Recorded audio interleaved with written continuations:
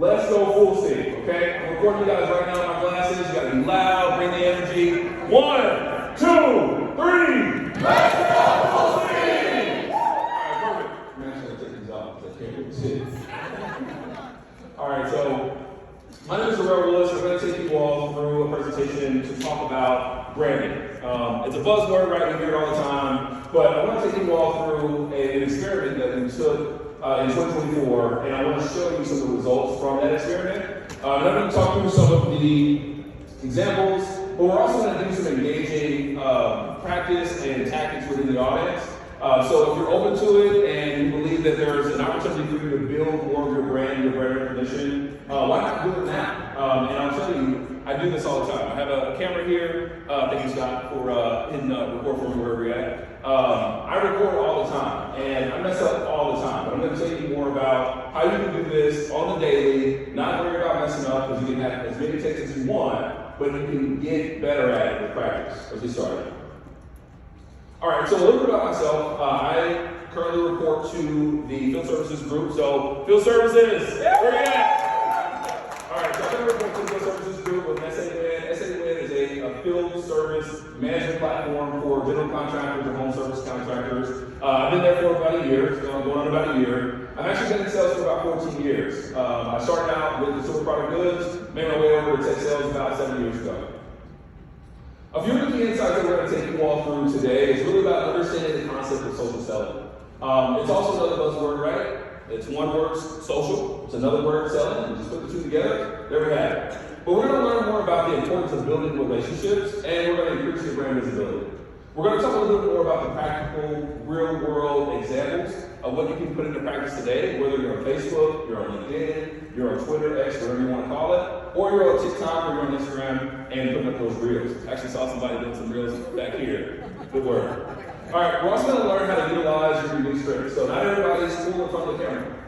It took me time. It actually took me a year. It took me practicing and being comfortable in front of the camera, because before then, I was okay with keeping that camera off on my demo presentations and just allowing people to hear my voice.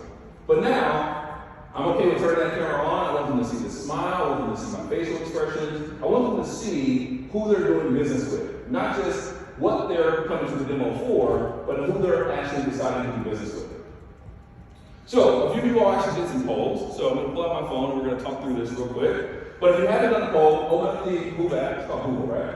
Make sure I get that right. Open up the Who app and go ahead and fill out the poll. So do you believe your brand recognition is sufficient? And the reason why we ask this is, if your ideal customer profile is not reaching out to you and says, hey, I found you online, I wouldn't say that my brand recognition is sufficient. So go ahead and fill that one out for me. The second poll is, do you feel confident using social media to build your personal brand? Social media is a free platform, right? And it allows us to put things on there that show what we do every single day, how important it is that our customers find us on these social media platforms. But most importantly, how can we continue to build on to our personal brand with the building blocks that we're going to talk about here today? And our third poll question is, do you actively engage with your prospects and clients through social media platforms? Whether you're sitting at the end, you're liking, or you're commenting, once again, we're going to talk a little bit about that. So thank you all, whoever has already filled out the polls. Actually saw some really great answers, or all of the answers before this session. But continue to do that, and we're going to talk more about those results a little bit later. So, social selling answers a few questions for you. It answers the question, who are you? What product or service you offer? And how can your ideal customer profile not only purchase, but also try your product? Okay?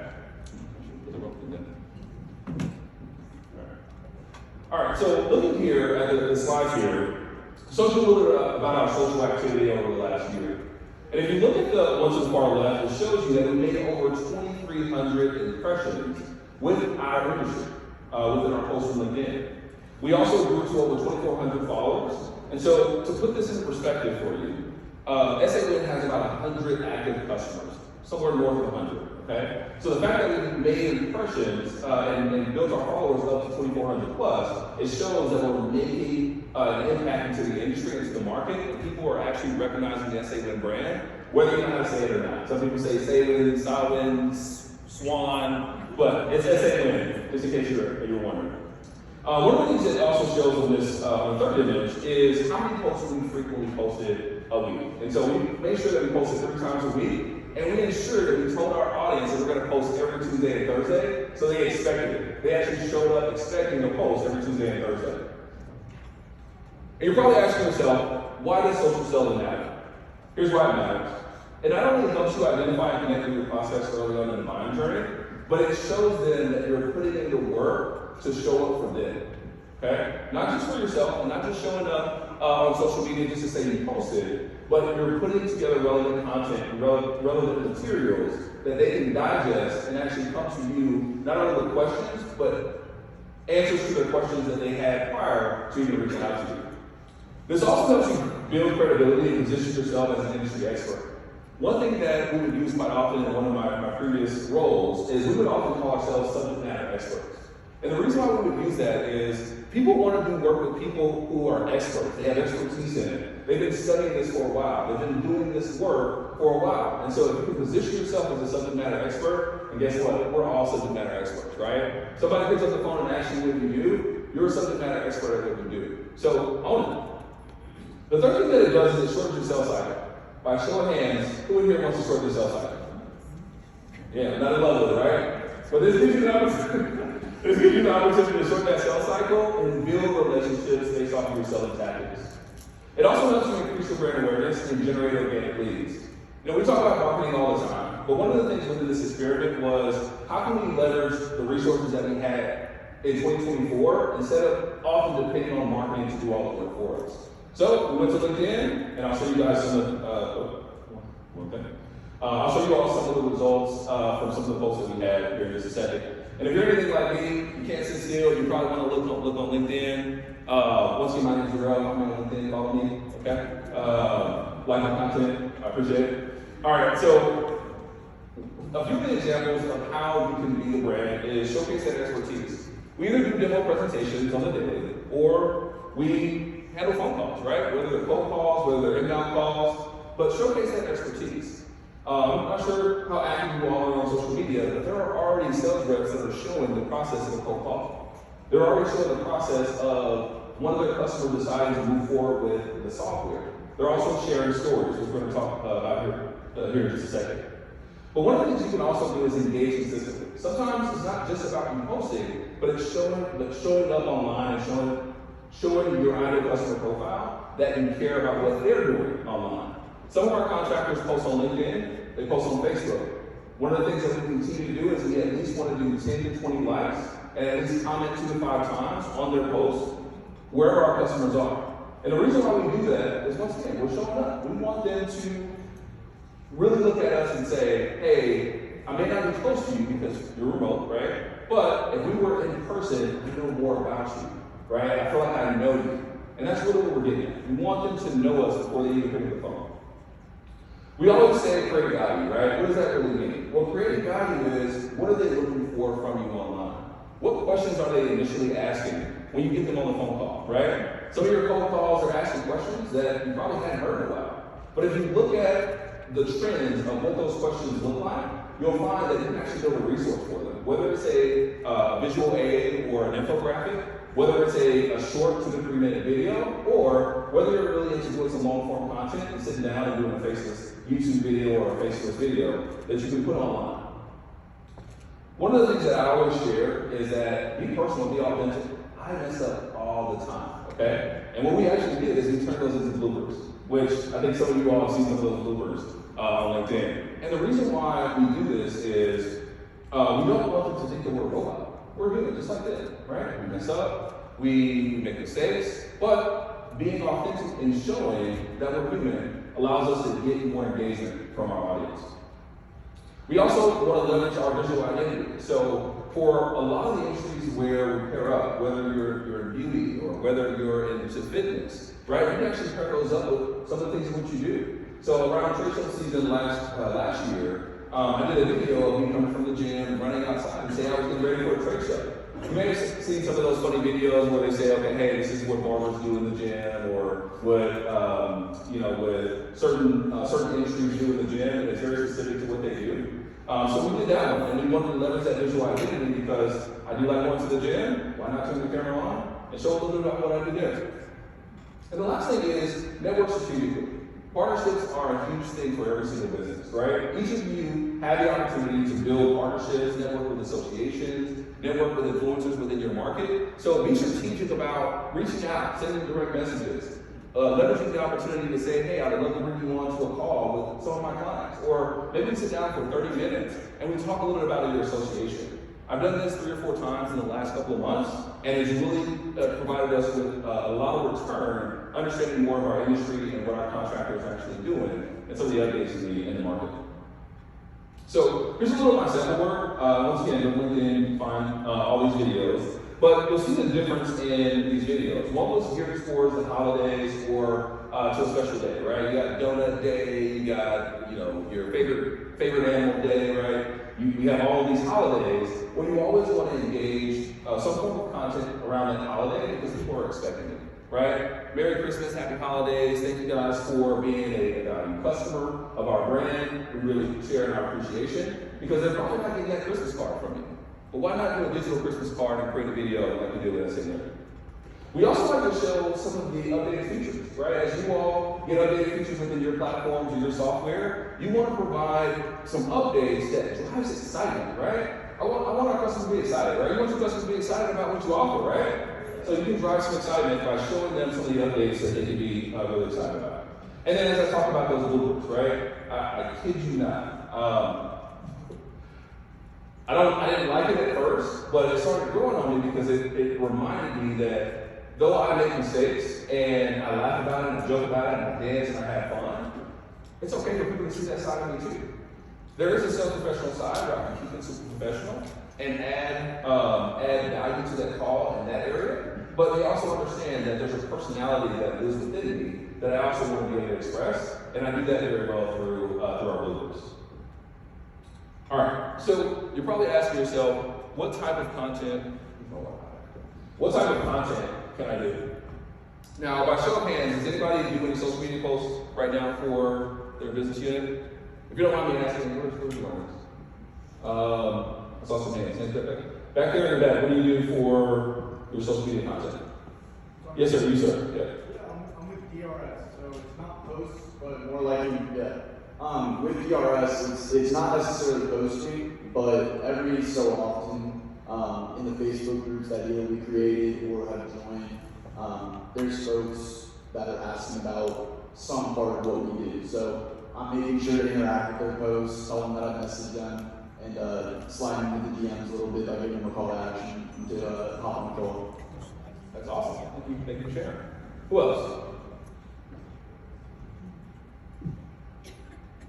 Piggybacking off Sean, I also do research on salon groups, and I do day in the life videos of the SDR, going to the office, MQL, SQL management, recording cold calls as well, just showing the process of the whole outreach and top of funnel lead generation. Awesome. Yeah, thanks for doing that.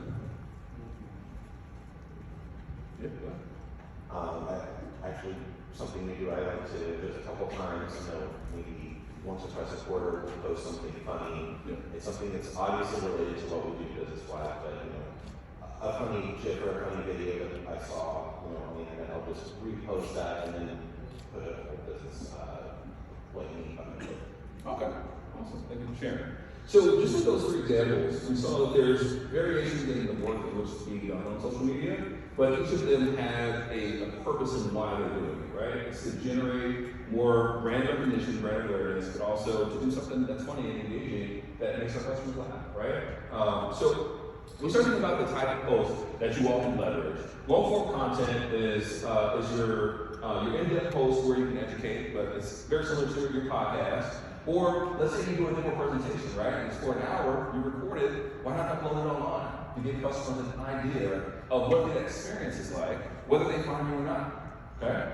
Short form content, something quick, can grab their attention, right? Something like a GIF, I don't really know how to say it. But it grabs their attention, but it also shows that once you're present, right? And sometimes within those messages, it's very concise. Okay, it's not something that you want to drag on for 10 to 30 minutes, right? Something you do for about 60 seconds to about 3 minutes. And that's what to your shorts or your reels, right? Something super quick that you can put in place. Now, blog posts is something that we've leveraged for a very long time, especially since the early 2000s. but it's not dead. It's also something that you continue to do. So if you're a writer and you love to write, and you love to write about your software or your services that you offer, add some images in there and you can share that post on LinkedIn. Here's a bonus. Not only can you share on LinkedIn, but you can write it on LinkedIn, and LinkedIn will boost that post for you because you wrote it on their platform. You didn't send someone to another platform or to your website, you allowed them to stay on LinkedIn. So there's a lot of different things that we can do and leverage some of the tools that have been around for a while. I talked about a little bit about the infographic and how important that is. A lot of us are visual learners, right? We're not the, hey, I can listen to you for an hour and I just get it. Sometimes the presentation is required. But with a infographic, not only can you show the journey of what that buyer is going to experience at the very beginning, but how it's going to look and what that experience is going to look like once they onboard and once they implement the program. Relatable images, very similar to the video in which you mentioned, relatable images that are important to the industry. You know, whether you're in field service like myself, a contractor with a hard hat on is something that they resonate well with, right? And we want to be able to share that. But it's also the events in which you all go to. So whether you're at a trade show and or you're at an expo or you're somewhere where clients are, you want to make sure that you're taking pictures. Once again, you got a phone on you, it's in your pocket, take it out, take a few selfies, take a few pictures, and you have enough content which you can repurpose, right? Here's the thing, you can post that anywhere, and they don't care that you posted it before, okay? Customers want to see that activity, right? So use those little images to your advantage. Story time posts and success stories, and I'll sit here for a little bit because I love stories. When I started at Fullsteam, for those of you who don't know, I started by coming to the SKO, which we're at right now. I made a very hard decision to come to SKO last year, and it was very scary for me because I had never thought that I would be changing jobs. I thought I was at a really good opportunity, really good job, and a great position in a great company. But when I came to SKO last year, not only did I get a chance to see the leadership, but I saw all the amazing people and what they learned and all the things in which they were looking to learn within the year. That energy really drove me to make a decision to come here to Fullsteam. And that success story, once again, is a story that I can share online, right? My hope is that this is important. I'm going to share this for folks to understand how great of a company Fullsteam is. But not only do we talk about stories all the time, stories have been around for centuries, right? And people like to hear a great story. Sophia told a great story about her mom.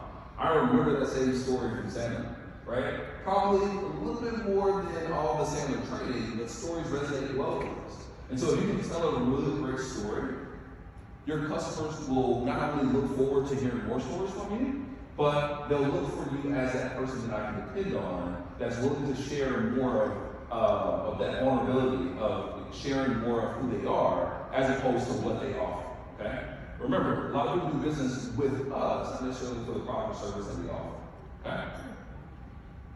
All right, so you're probably asking why all this matters. You know, I'm in sales, I'm not in marketing. Because most of this is somewhat of a mix between the two, right?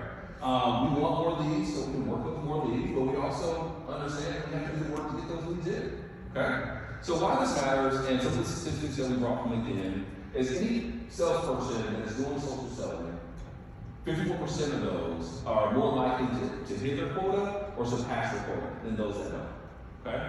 Quota is super important for us, it's how we get paid, right? Do some social selling, get you some more money. Companies with social selling strategy are 45% have 45% more sales opportunities. By show of hands, who wants more opportunities? Let's add that to Salesforce if you're not using Salesforce. All right, and then 35% of the social sellers experience a shorter sales cycle. So as I mentioned, the more you have material for people to digest and to consume, the more likely you are for them to come to you ready to make that buying decision immediately, right? Instead of asking questions, having a follow-up, and doing the, what she said, 22 touches, they can actually do half of that, if not majority of that, prior to you reaching out to you. So, it's not on my slide here, but I've been doing some research recently, and Google did a study about the 7-11-4 rule. Has anybody ever heard of this 7-11-4 rule? No? Crickets? All right. So the take about the 7-11-4 rule, Google believes that it takes 7 posts amongst 11 interactions in 4 different places for people to trust and buy from you. Okay? So if you just look up or put in ChatGPT, I promise you it'll tell you more about it. But the reality here is they're not just looking for you on one platform. They're looking for you on multiple platforms to interact with you and to believe that you exist. When I first came to SAWin, there was not really an online presence. There was a website, but it wasn't SAWin.com. There wasn't a Facebook presence. There wasn't a LinkedIn presence. There wasn't a Twitter one, right? It was an Instagram. And so they didn't really know who we were. And I kid you not, every time I would get on the phone, you're who? How long have you guys been around? We've been around for 40 years. 40 years. SAWin's been around for 40 years. They should have the brand recognition and brand awareness. But because it was not a priority, we took that as a priority in 2024, and we changed the name for SAWin. All right. So there's a few key takeaways, and then we're going to go into a more Q&A session because I would love to answer some questions for you, as well as take you all through an example on how I generate our social media posts on a daily. So here's our takeaways. Social selling is key, and the reason why it's key is it's a really powerful tool to help you build brand awareness. When you don't understand the value of your brand, you don't understand the value of your customer. And I truly believe that because if the customer can understand who you are as a business and as a service provider to them, they should be able to recognize your brand and tell someone else what it is that you do. Okay? Also, YouTube can be the brand. It can be fun, it can be simple, and it can be approachable, and you can really get started with some confidence. And I'll show you how in just a second. And then 3, 2, 1, action. Leverage your personal strengths, right? Not everybody's going to be interested in being on camera, doing the selfie mode, walking around, talking a little bit about their service, right? But you may be able to put it on a tripod. You may be able to set it up on your counter and have a conversation. Or you may just do a demo presentation recording with your camera on so they can see once again who they're doing business with. Okay? All right, and then how do I turn this off? Blank? There you go, that's good. All right, so I want to open it up to a Q&A session, and the reason why I want to do this is because as we talk about the fast start should include you doing some social selling, okay? Now, by show of hands or not, it's up to you all, who in here believes that they can increase the brand awareness or recognition, and for what business unit are you? All right, we have one hand up here.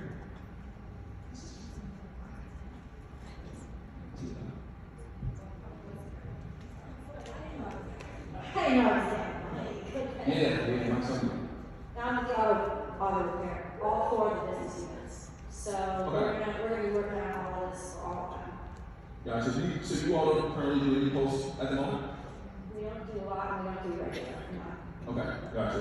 So are you, as an individual, comfortable enough to be on camera and talk a little bit about your business to your customers? I got here 2 weeks ago. You got here 2 weeks ago? Yeah. Congratulations.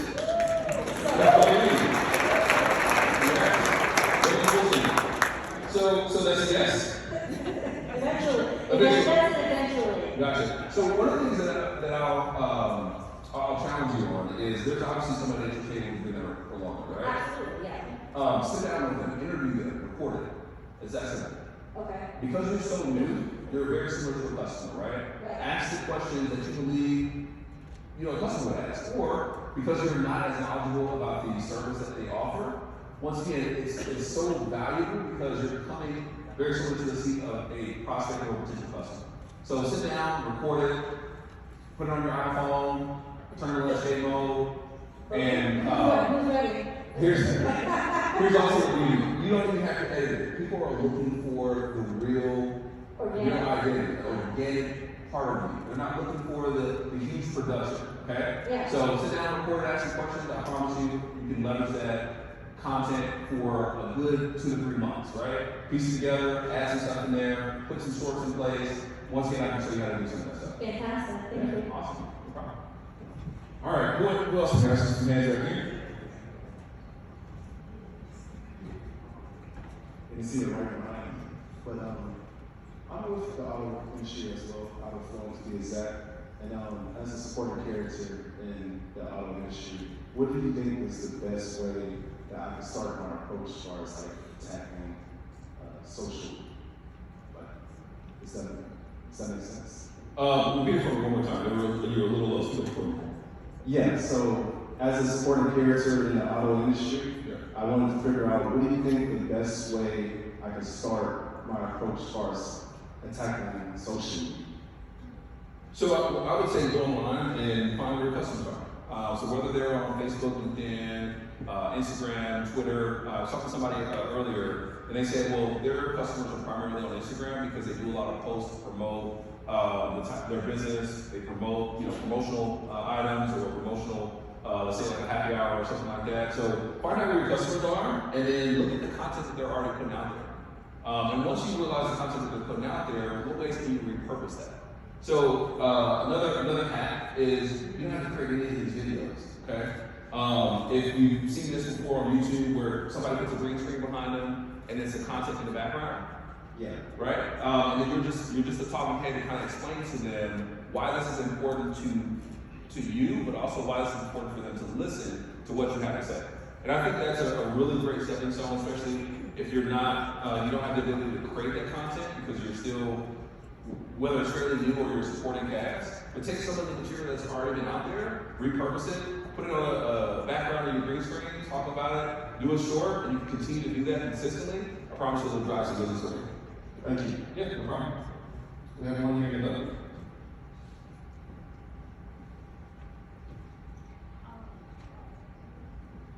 Hello.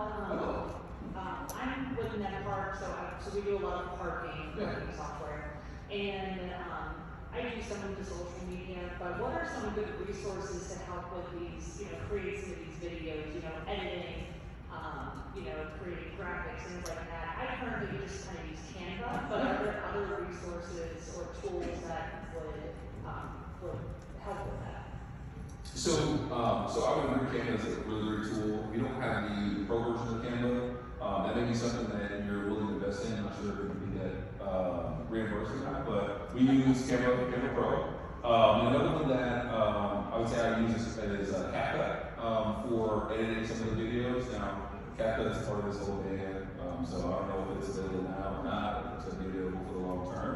But on your Fullsteam supplied laptop, you have ClipChat. ClipChat is also another one that we use. But the majority of our content that I will ask ChatGPT, like, what's something that I can put out today, or what's a 30-day plan for me to create content. Now, I'm not going to do that 30 days back to back, but I will do 30 days and just see some of the ideas that it's going to give me, and then I will piece it together in my mind myself, and then I would just record. I would hit the record button and just go. So I'm the type of person, I thrive off of just, on the limb. I'm not the best planner whatsoever, but I show up when I show up. And so it's up to you on what works for you. So if you're a planner, plan it out, script it out. Hey, this is a 60-second video. I'm going to talk on these points, right? And then I'm going to do my graphic on Canva. I'm going to upload it over to CapCut, and then just put the video in class, whether you record it or not. Now, one of the things that I'm going to recommend, especially post and self kickoff, is that we create a channel that's a resource to you all within teams. That each of you all have access to, whether it's examples of the work that we're already putting out, or some ideas that we have that we can generate that helps us create buzz for our industry, but also we should support one another as a sales worker, right?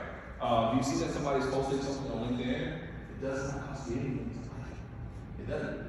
At least it's half, right? And time's worth it, right? Let's share. Same thing with sharing, right? It doesn't cost you anything to share. So my recommendation as we continue to network and build relationships while we're here is that it doesn't stop at SKO. We take it further and actually create a team's channel where we can share what we're doing and continue to drive excitement and buzz. But there's a number of other tools that I would recommend. They're not coming to the top of my head, but let's see.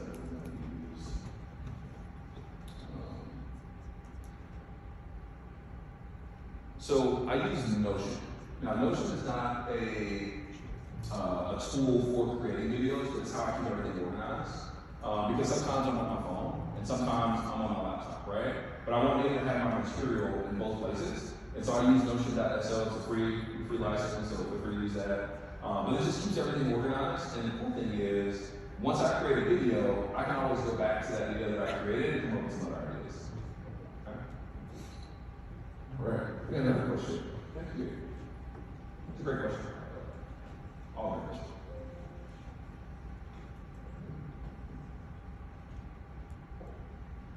So I'm in the auto industry vertical, and Facebook is kind of where our bread and butter is. LinkedIn is a little bit less utilized with mechanics.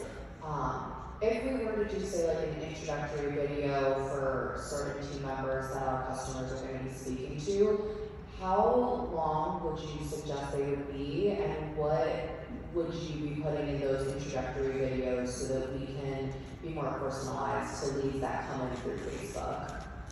So that's a good question, and very, very nice. But I love it. So one of the first things I think about with introductory is what do you want them to know? Every industry is going to be different, right? In the auto industry, I think there's some specifics that they come to you for. Now, when you say in the auto industry, the software that you all provide is to do what? What does your software do? Management software for auto repair shops. Okay, so management software for auto repair shops. So one of the things you can do in that, in each individual intro is you start out by what you provide, right? So we are X Software, and we provide management software for our industry, right? My name is so-and-so, and I'd love to hear more about your business and how we can potentially work together in the future, right? And it's something short and sweet as far as intros.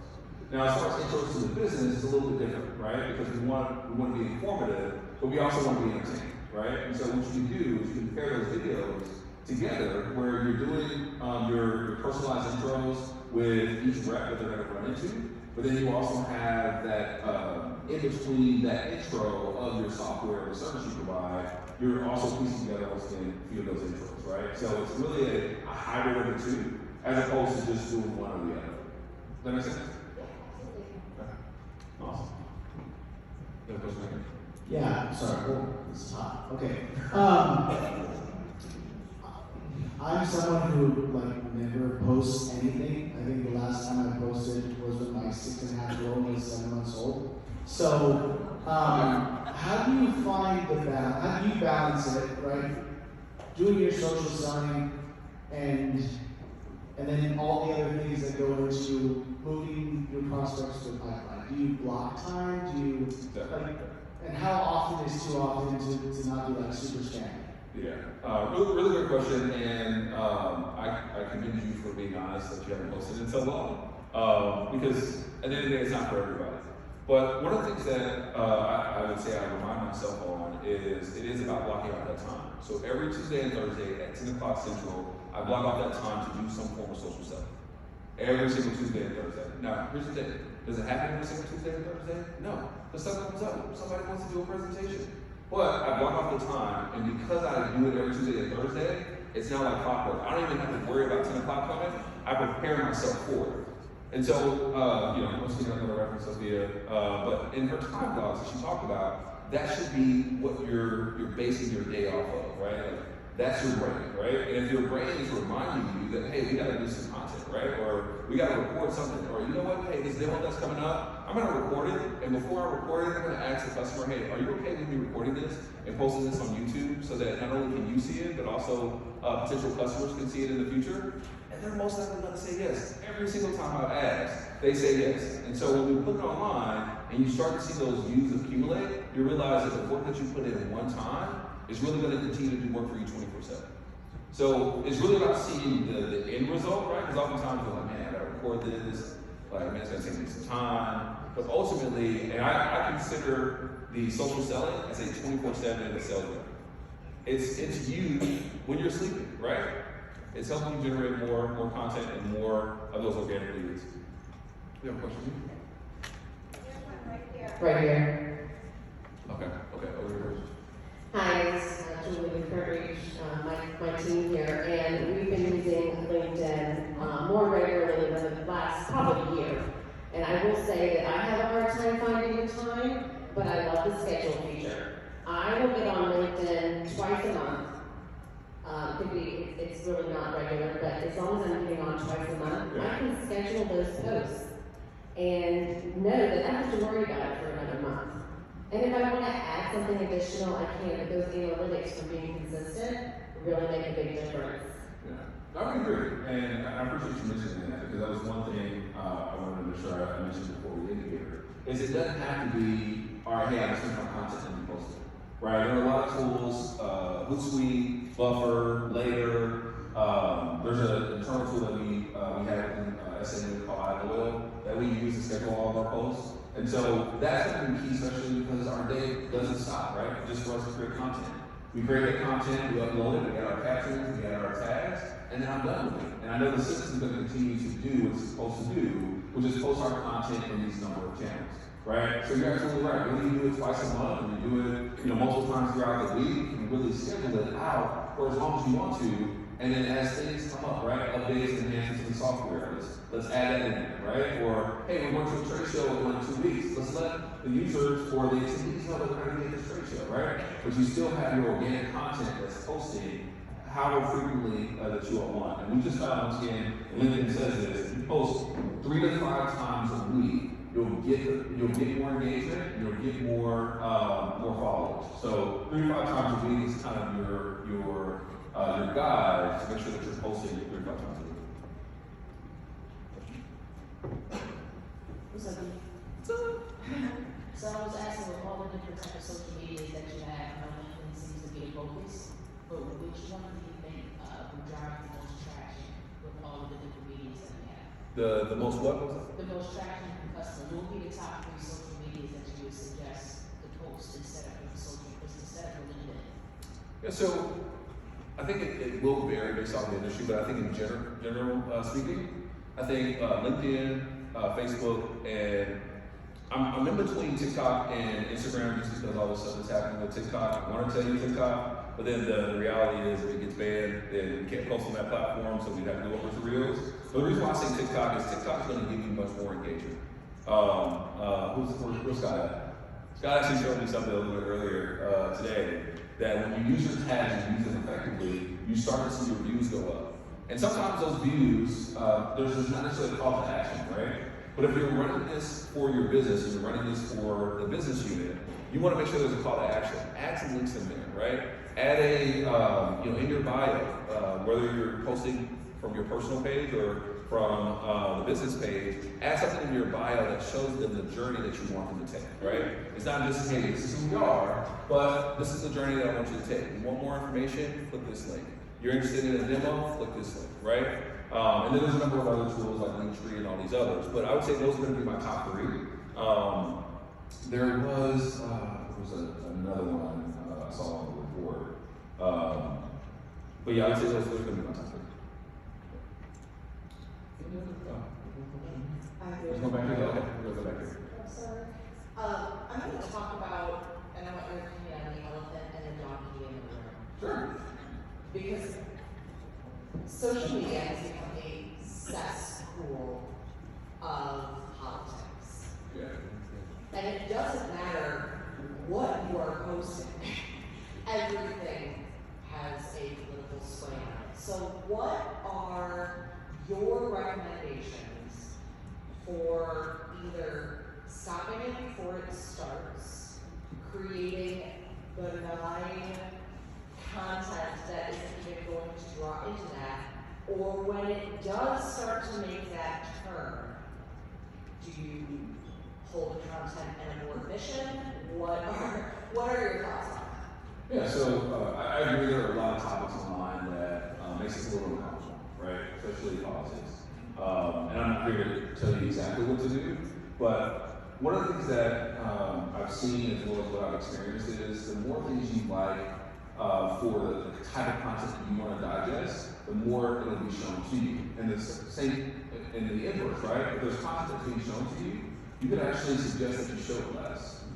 So it doesn't show up in your feed, it doesn't show up within your followers or your audience. And sometimes you have to do that work, because I'll be honest with you, some of the people that have been negative on my timeline, I removed them, and any content that they've had, I made sure on Facebook to suggest this less. And the more I've done that, I tell you, everything just cleans up by itself, because ultimately they want you to stay on the platform, right? And the more you stay on the platform for the things in which you want to see and experience on the platform, the more they're willing to show that to you. So I would say, one, do the work, remove some stuff that's constantly showing up for you, but also when you start thinking about your posts, you want to make sure that you're thinking about your customer, right? You're not necessarily thinking about your personal preferences or what your friends think, but you want to make sure that you're thinking about your customer and what they are looking for from you, right? Because ultimately, that's why we're doing the content, right? We're having fun with it.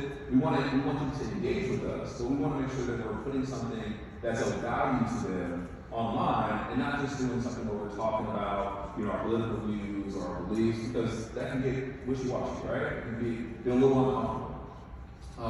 But once again, the suggestion is sometimes do that work. You don't like what you're seeing on your social profile. I'm not saying you got to start a brand new one, but I am saying that if you don't want to do that work to remove it off of your timeline, off of your feed, then start a brand new one and make sure that the stuff that what you like and engage with and interact with online is the stuff that you want to see.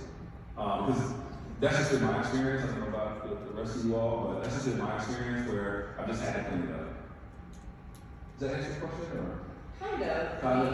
I'm not worried about my feed. I'm worried about it. If you're talking about like mass scattering, like a bird shot of everybody, like those. I mean, I know how to clean up my feed. I don't want to see things that I don't want to see. But if you are dispersing it to thousands of people, they're going to come in with their own opinions, no matter how boring it is. Yeah. And that's what that's kind of what I wanted you to address. I mean, we have people light us up on signatures that are in our email box, like everything. Huh. What is it? Associations. Okay.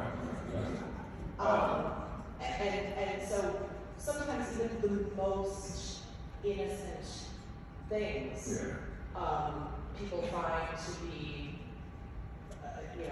swayed one way or the other when that has nothing to do with it. And I feel like social media, you get keyboard warriors that are great no matter what, right? Yeah. So addressing those things kind of when you are putting out that social content that you want to be very business focused. I mean, are you managing tools? Do you find that if you tend to keep your content business focused only, that really is the community that you're driving in? And how do you kind of mitigate that once that door is open? Yeah, so my apologies for not getting to that initially. Totally thought your asses something out. So yeah, there are going to be people that will be upset or be irritated or will find something wrong with the content that you put out. It shouldn't deter you. I'm not saying that it is, but it shouldn't deter you from continuing to do that because essentially you want to do business with people who want to do business with you, right? And it seems like those people who have an issue with your signature or have an issue with the post that you have coming out, they're not really looking to do business with you, but they're actually trying to give you free press, right? They're talking about your post, they're bringing people to it, that you share about it, right? So I'm not saying all press is good press, but when they're bringing attention to something that you're already doing, especially if it's online, I would take advantage of it and say, well, hey, listen, this may not have been for everyone, but I'm glad you found that it at least created the impulse for you to say something or to speak up. And if you're positive with somebody for a period of time and you realize that you won't turn negative, they're going to say. And so when we start thinking about folks that have not been super excited with that same brand, because they're going to be around, right? And they've existed. We often don't give them that much attention, but we realize that the reason why they're saying something is because they may have been in their feelings in that moment. They may have been in their feelings about an experience that they had with us that just didn't go right, but it doesn't happen all the time. And I'll give you an example. We had an issue importing someone's data, and a customer, before we brought him on board, he was telling me he wanted to be a referral partner.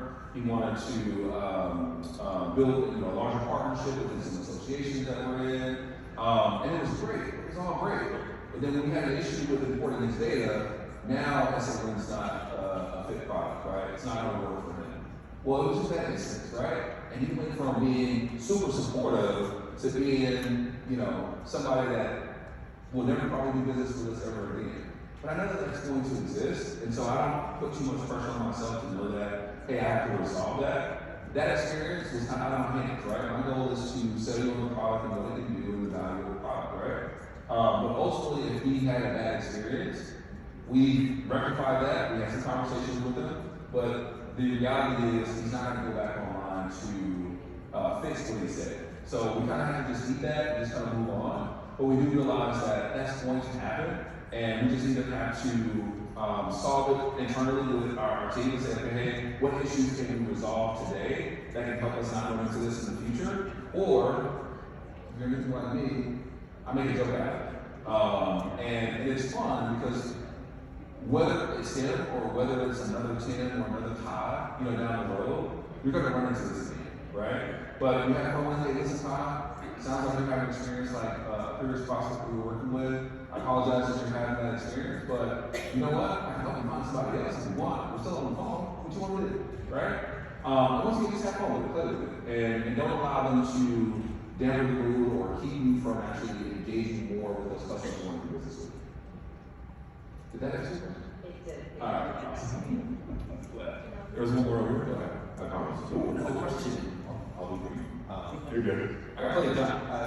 I think your social media, your LinkedIn, and you have some pretty cool posts, but I think it might be a little bit of a personal question when it comes to honing your message. Example, I'll have one post and it's funny and it's engaging and I'll get 2,000 impressions, not but then the next one will be, a little bit more educational, and then I'll have 5 likes and 400. So when you're looking at those statistics, those different analytics, what are you thinking? How are you kind of building a framework to hone your message? Good question. So I would say I answered in 2 parts because it's kind of a 2-part question. When I started thinking about content, I realized that there's the informational content, the educational content, there's the entertaining content, right? And then there's a call to action. And so when I look at it, for the educational content, it's not going to do as well. But it's there for material for that customer to then find, right? Or for us to share, right? With the customer. Hey, you got any information that you can share with them? So they said, no, we don't want to do all that. But if they ask a question and you want to share it, right? It's now available because you did the work already, right? For the entertaining, that's going to get way more likes and impressions because people, when they go to these social profiles, doom scroll, right? Everybody's doom scrolling. Somebody's doing it right now. I feel it. Something right there.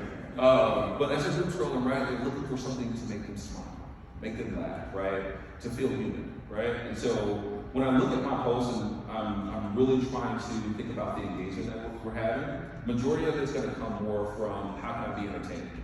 I like to be funny, I like to laugh, I like to have fun. So that's my primary focus, but I know that 95% of the people that I talk to are looking for entertainment, but that other 5%, they also want to make sure that you're serving them as well, right? And so it's really a balance of, all right, hey, what's getting the most attention? All right, let's pour more into that, but let's not forget about that educational piece, because it's very similar to like their knowledge base, right? For customers to be able to access, right? But they want to not just read a dictionary, right? They want to be able to see a person, whether it's somebody from support, from sales, that's explaining something to them that gives them the step-by-step on what they need to do, right? And so both content is important, but I think you balance it out depending on where you're getting the majority of the engagement. Cool. Yeah, no problem. Any others? Hi, I'm Emily. I sell Aura salonware. Yeah. And in my previous experience with social media, I know that there was definitely like a way to tap into algorithms and make sure that you were posting the right thing at the right time to get the most views. And I found myself very overwhelmed by, do I put a quote? Do I put a personal thing? Do I put a picture? And it all just became overwhelming and it shut me down. So my question, I think, is where do I start? I do it some. I'm good at reposting. Okay. but where do we even go at this point? If we're comfortable but not confident. I love that question. And it really piggybacks off one of the questions that was over here. She was fairly new to the company, right? Maybe 2 weeks. But what I look at is there has to be a pair, right? If you're only one sales rep and there's nobody else that works for your company, you don't do it by yourself, you gotta figure this out. But if there's other people that you work with, create a committee, right? Create a social committee. And what this allows you to do is bounce ideas off of each other. And then also split up the work, right? Where you may want to do more long form, you may want to do some blog posts and some images of some of the work that your clients have shared with you, right? And then that person may want to do some shorts or some reels.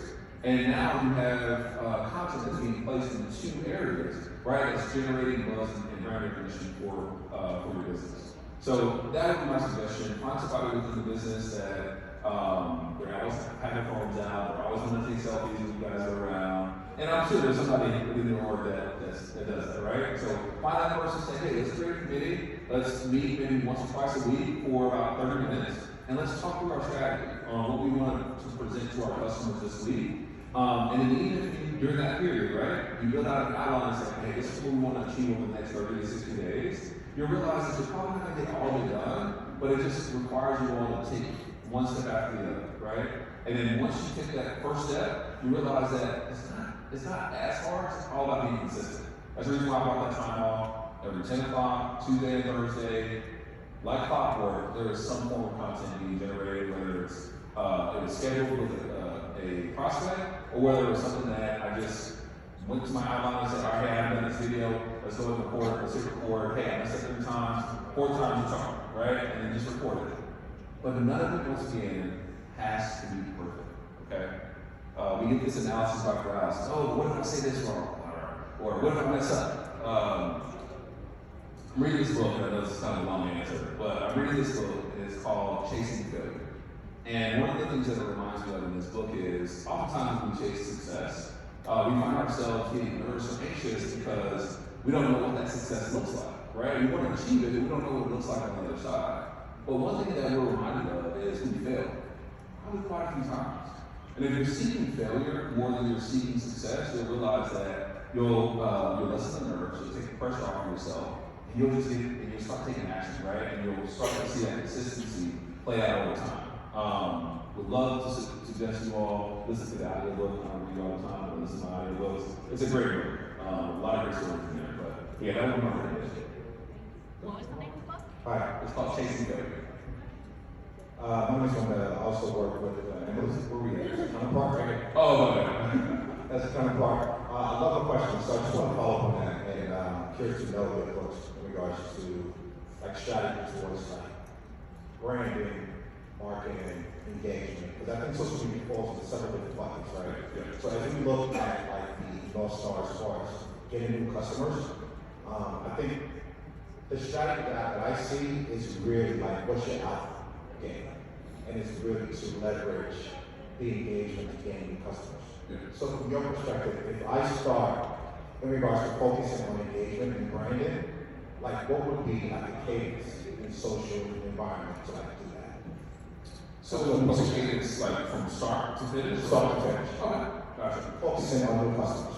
Oh, gotcha. So I can only talk about my strategy because I think once again it may vary depending on the industry that you're in. But the first thing that we did was where do we currently exist online, and if it's not any place, find a place, right? And so for us, it's LinkedIn. We just decided, all right, we're all in on LinkedIn. That's our platform. But we do send our posts over to Facebook, over to Instagram, over to X, Twitter, or whatever. But it's fine finding where you are online. And the second thing is look at your competitors. What are your competitors doing? One of our larger competitors has so much content they put out something every single day. But the difference is they have somebody whose job is to do that every single day, right? And so that's the reason why I focus more on every Tuesday and Thursday, because I'm not necessarily trying to play catch up, but I am trying to stay in the race, right? And so look at where you are currently, right? Find where you are online. If you're not anywhere, choose a place. Second, find your competition. Where's your competition at? Because if your competition's there, guess what? Your customers are there, right? After you find out where your competition is, then you want to build out your strategy. What does this look like daily or weekly, or how many times am I going to post this week? How many times am I going to post within this month? And then what are these posts going to be? What are they going to consist of, right? And depending on the industry, right, you may want to show, hey, here are some key benefits of our software, or hey, here's a success story once again of our customer. I just had a conversation with them last week. Here were 3 of their pain points that we were able to solve. And then the third one that I would do is, hey, here's a day in life of what I run through as far as experience. with being in sales. And so oftentimes I'm on my laptop at 8 o'clock and I get my coffee and all this other stuff, right? Because they want to see that you do real life things, right? And then the fourth thing is, how can I put this on a repeatable and scalable, but also consistent basis, right? And it's all about being consistent. I kid you not. It's always stated that the less you are consistent, the more the competition is being further away, right? So make sure that you're putting a strategy in place. And the first strategy is once again, find out where you all are. Find out where your competition is. Build a strategy, whether it's a daily, multiple times throughout the week or multiple times throughout the month, and ensure that you find a way to make it repeatable, scalable, and consistent across the platforms that you're choosing to be in, right? So whether it's LinkedIn, Instagram, Facebook, or TikTok, do it consistently. Don't worry about the outcome. The outcome is going to come, right? There's this mantra, trust the process, right? The process has already been shown multiple times, right? I didn't create any of this. I'm just a guy talking about it. But trust the process, and I promise you'll start to get that engagement, and you'll hear things like this. There was a guy that came to a demo and he said, "Hey, are you that guy that's on LinkedIn that's doing those funny videos?" And I was like, wow, like this works. Because I was just doing it because I know that it works, but I hadn't gotten the feedback that it worked, right? And I kid you not, this guy was on our demo. You know what? Let's go ahead and do it. The following day, sent over a proposal. He signed up. He's still a customer to this day. This was 3 months ago. Right? So this is a good start.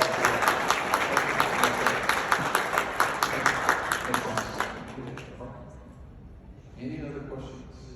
I can stay up here all day. I can't. I got 240 to go. I guess it's the last question. Any mics? Yeah, you can just say it. Okay. I can hear you. I was just wondering about like your input, your success rates with like direct messaging and like when you do it, like how you target that, and then specific messaging, because I know it's different between like LinkedIn versus Instagram. Yeah, so our DM strategy is very little compared to what we comment on, what we like or share. So we focus more on the comments because we know that more people can see it. The direct message is that one-to-one, right? And I'm okay with that, but I want them to follow the journey that I already have in place, which is come to our website, request a demo so that I can know that you're super interested. But if I'm commenting and I'm sharing their post or I'm liking their post or whatever it may be, once again, if you're anything like me, you're probably looking to see who liked it, right? Who shared this? Who commented on this? Hey, I know this person. Let me follow them. So I would look at it as one, let me do the engagement with them based off of the commenting, sharing, and liking, and then let me find a way, if they are continuing to engage with me after I like and share, to then send them a direct message.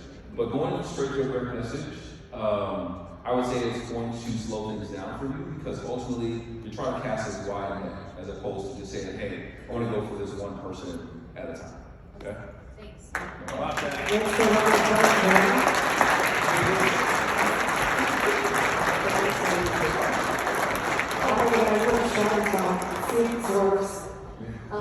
Well, I wanted to start by saying when I joined Fullsteam, I started working with Joel in June and started following him on LinkedIn.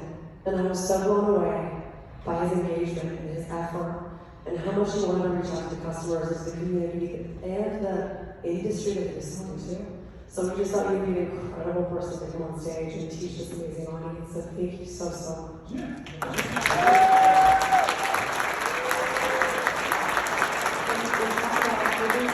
There are a few things that we talked about throughout the last few weeks, right? Get comfortable being uncomfortable. Let's try things we haven't tried before. Consistency is key. You see results. Trust the process. Fast start. Put yourself out there. Build your brand. I feel like you touched on everything we talked about. This has been all you here for a day.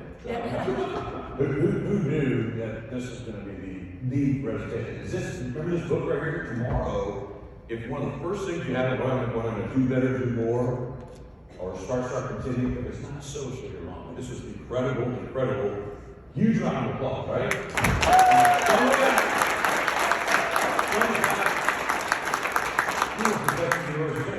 I did, yeah, the orange. Orange?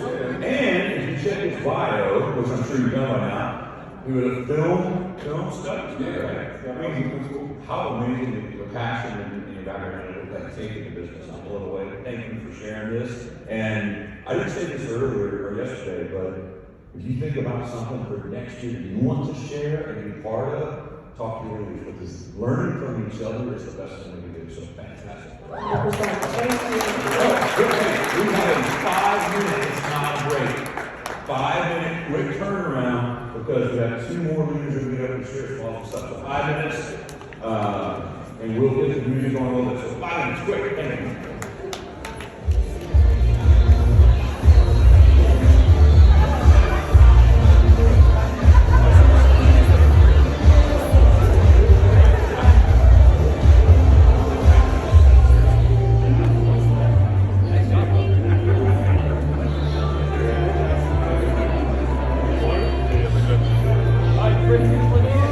We got everything. We have it from each angle. Oh, yeah? Thank you, bro. Yeah. Thanks, So bro. I'll get a real lot for you. I'm talking about it later. Oh, perfect. Yeah. What's good? What's up, man? Hey, you got it from me? Yeah. Thanks, man. Killed it.